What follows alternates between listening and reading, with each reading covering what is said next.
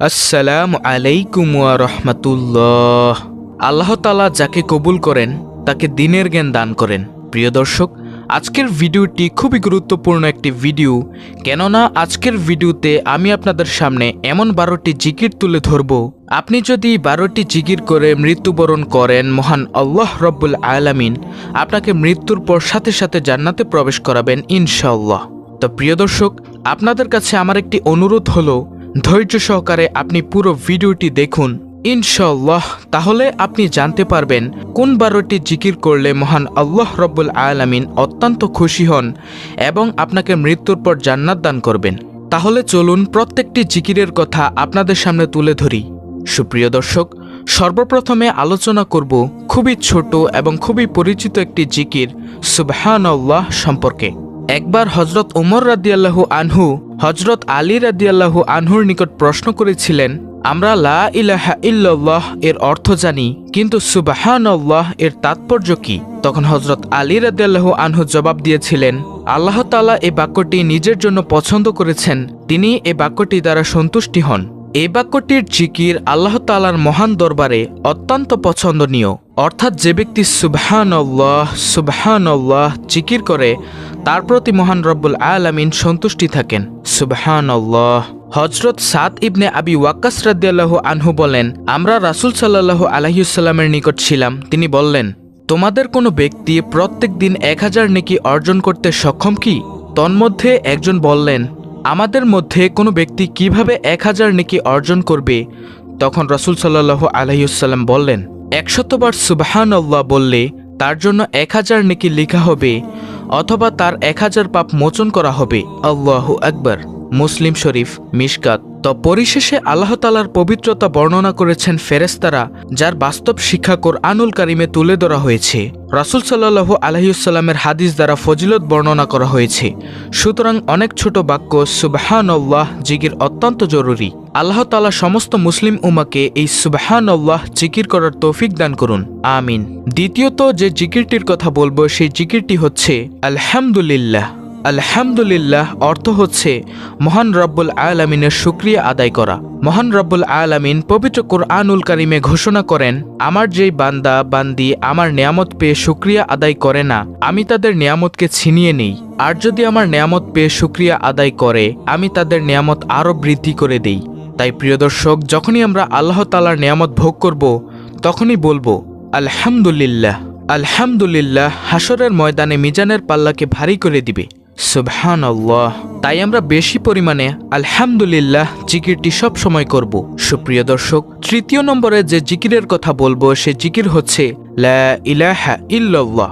এই জিকিরের ফজিলত সম্পর্কে হাদিসে এসেছে, হযরত মুয়াজ রাদিয়াল্লাহু আনহু থেকে বর্ণিত, রাসূলুল্লাহ সাল্লাল্লাহু আলাইহি ওয়াসাল্লাম বলেছেন, যে ব্যক্তি খালেস অন্তরে একনিষ্ঠতার সঙ্গে লা ইলাহা ইল্লাল্লাহ বলবে, সে জান্নাতে প্রবেশ করবে। মুসনাদে আহমদ। হযরত ইতবান বিন মালিক রাদিয়াল্লাহু আনহু থেকে বর্ণিত, রাসূলুল্লাহ সাল্লাল্লাহু আলাইহি ওয়াসাল্লাম বলেছেন, যে ব্যক্তি একমাত্র আল্লাহকে সন্তুষ্টি করার জন্য লা ইলাহা ইল্লাল্লাহ বলবে, কিয়ামতের দিন সে এমনভাবে উপস্থিত হবে যে তার উপর জাহান্নাম হারাম হয়ে গেছে। বুখারী, মুসলিম, মুসনাদে আহমদ। হযরত আনাস রাদিয়াল্লাহু আনহু থেকে বর্ণিত, রাসূলুল্লাহ সাল্লাল্লাহু আলাইহি ওয়াসাল্লাম বলেছেন, কিয়ামতের দিন আল্লাহ তাআলা বলবেন, হে মুহাম্মদ সাল্লাল্লাহু আলাইহি ওয়াসাল্লাম, সৃষ্টির মধ্য হতে আপনার উম্মতের মধ্যকার এমন ব্যক্তিকে জান্নাতে প্রবেশ করান যে ব্যক্তি একদিন হলেও ইখলাসের সঙ্গে এ সাক্ষ্য দিয়েছে যে লা ইলাহা ইল্লাল্লাহ, অর্থাৎ আল্লাহ ছাড়া কোনো ইলাহ নেই, এবং সে এর উপর মৃত্যুবরণ করেছে। আপনি তাকে নিয়ে জান্নাতে প্রবেশ করুন। সুবহানাল্লাহ। মুসনাদে আহমদ। সুপ্রিয় দর্শক, আমরা দেখতে পেলাম যে লা ইলাহা ইল্লাল্লাহ এর ফজিলত কত মর্যাদা সম্পন্ন। আল্লাহু আকবার। আল্লাহ তাআলা আমাদেরকে এই লা ইলাহা ইল্লাল্লাহ বেশি বেশি বলার তৌফিক দান করুন, আমিন। চতুর্থ নম্বর জিকির হচ্ছে সুবহানাল্লাহ, আলহামদুলিল্লাহি ওয়া লা ইলাহা ইল্লাল্লাহু আল্লাহু আকবার। এই কালিমাগুলো আল্লাহর নিকট অধিক প্রিয় এবং নবী করিম সাল্লাল্লাহু আলাইহি ওয়াসাল্লাম বলেন, পৃথিবীর সমস্ত জিনিসের চাইতে এগুলো আমার কাছে অনেক প্রিয়। পঞ্চম নম্বর জিকির হচ্ছে সুবহানাল্লাহি ওয়া বিহামদিহি। প্রিয় নবী সাল্লাল্লাহু আলাইহি ওয়াসাল্লাম বলেন, যে ব্যক্তি সুবহানাল্লাহি ওয়া বিহামদিহি প্রতিদিন 100 বার পাঠ করবে, সমুদ্রের ফেনা পরিমাণ সগীরা গুনাহ হলেও তাকে মাফ করে দেওয়া হবে। সুবহানাল্লাহ। 6 নম্বর জিকিরটি হচ্ছে সুবহানাল্লাহি ওয়া বিহামদিহি সুবহানাল্লাহিল আজিম। এই জিকিরটি সম্পর্কে নবী করিম সাল্লাল্লাহু আলাইহি ওয়াসাল্লাম বলেন, সুবহানাল্লাহি ওয়া বিহামদিহি সুবহানাল্লাহিল আজিম। এই কালিমাগুলো জিহ্বায় উচ্চারণে অনেক সহজ, কিন্তু মিজানের পাল্লায় অনেক ভারী এবং মহান আল্লাহ রাব্বুল আলামিনের নিকট অধিক প্রিয়। আল্লাহু আকবার। প্রিয় দর্শক, তাই আমরা বেশি বেশি সুবহানাল্লাহি ওয়া বিহামদিহি সুবহানাল্লাহিল আজিম পাঠ করব। তো 7 নম্বর জিকিরটি হচ্ছে, যে ব্যক্তি সুবহানাল্লাহিল আজিমি ওয়া বিহামদিহি পাঠ করবে, জান্নাতে তার জন্য একটি করে জান্নাতি খেজুর গাছ রোপণ করা হবে। সুবহানাল্লাহ। প্রিয় দর্শক, জান্নাত মহান রব্বুল আলামিন এমনভাবে সৃষ্টি করেছেন, আপনার আমলের পাওয়ার যত বেশি হবে জান্নাত তত সাজসজ্জা হবে। সুবহানাল্লাহ।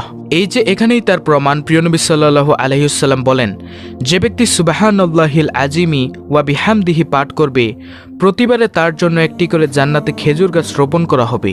সুবহানাল্লাহ। 8 নম্বর জিকিরটি হচ্ছে, নবী করিম সাল্লাল্লাহু আলাইহি ওয়াসাল্লাম বলেন, লা হাওলা ওয়ালা কুওয়াতা ইল্লা বিল্লাহ। আর এই জিকিরটি হচ্ছে জান্নাতের গুপ্তধন সমূহের মধ্যে একটি গুপ্তধন। সুবহানাল্লাহ। যে ব্যক্তি লা হাওলা ওয়ালা কুওয়াতা ইল্লা বিল্লাহ এর জিকির করবে, মৃত্যুর পর সে এই গুপ্তধন পাবে, আর এই গুপ্তধন হচ্ছে জান্নাত। সুবহানাল্লাহ। 9 নম্বর জিকিরটি হচ্ছে, নবীজি সাল্লাল্লাহু আলাইহি ওয়াসাল্লাম বলেন, সুবহানাল্লাহ ওয়ালহামদুলিল্লাহ লা ইলাহা ইল্লাল্লাহু আল্লাহু আকবার লা হাওলা ওয়ালা কুওয়াতা ইল্লা বিল্লাহ। আর এই কালিমাগুলো হচ্ছে অবশিষ্ট নেক আমলসমূহ। সুবহানাল্লাহ। আর 10 নম্বর জিকিরটি হচ্ছে, প্রিয় নবী সাল্লাল্লাহু আলাইহি ওয়াসাল্লাম বলেন, যে ব্যক্তি আমার প্রতি একবার দুরূদ পাঠ করবে, আল্লাহ তাআলা তার প্রতি 10 বার রহমত বর্ষণ করবেন। আর আপনি যে কোনো দুরূদ পারেন প্রিয় নবী সাল্লাল্লাহু আলাইহি ওয়াসাল্লামের উপর পড়তে পারেন। আপনি যদি একবার প্রিয় নবী সাল্লাল্লাহু আলাইহি ওয়াসাল্লামের উপর দুরূদ পড়তে পারেন, মহান রব্বুল আলামিন আপনাকে 3টি পুরস্কার দান করবেন। আর সে 3টি পুরস্কার হচ্ছে, আপনার প্রতি 10 বার রহমত বর্ষণ করবেন, 10টি গুনাহ ক্ষমা করে দিবেন, আল্লাহ তাআলার আদালতে আপনার 10 গুণ মর্যাদা বৃদ্ধি পাবে। সুবহানাল্লাহ। এবং নবীজি সাল্লাল্লাহু আলাইহি ওয়াসাল্লাম আরও বলেন, যে ব্যক্তি আমার প্রতি সকালে 10 বার এবং বিকেলে 10 বার দুরূদ পাঠ করবে, সে ব্যক্তি কিয়ামতের দিন আমার শাফায়াত পাবে। সুবহানাল্লাহ। আল্লাহ তাআলা আমাদেরকে এই আমল বেশি বেশি করার তৌফিক দান করুন। আমিন।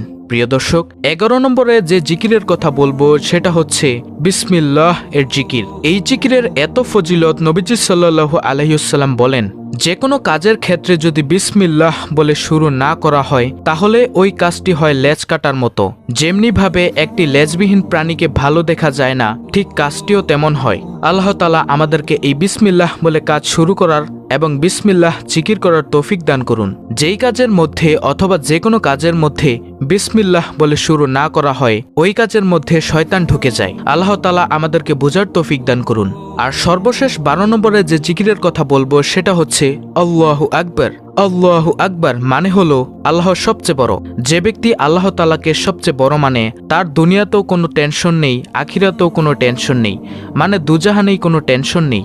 মহান রব্বুল আলামিন তাকে মৃত্যুর পর জান্নাত দান করে তার প্রতিদান দিয়ে দিবেন।